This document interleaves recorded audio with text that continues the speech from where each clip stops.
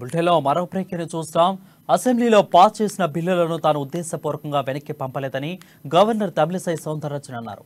August 1న ఆమె రాజ్భవన్లో మీడియాతో మాట్లాడుతూ వరద ప్రాంతాల్లో తానే స్వయంగా పర్యటించనున్నట్లు చెప్పారు.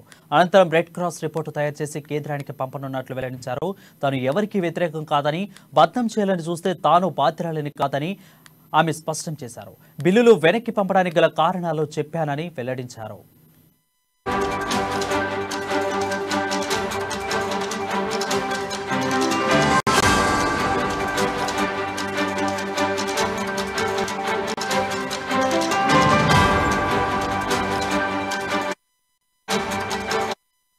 బ్రేకింగ్ చూసినాం.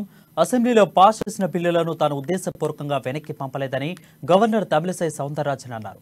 ఆగస్టు 1న ఆమె రాజ్భవన్లో మీడియాతో మాట్లాడుతూ వరద ప్రాంతాల్లో తానే స్వయంగా పర్యటించనున్నట్లు చెప్పారు.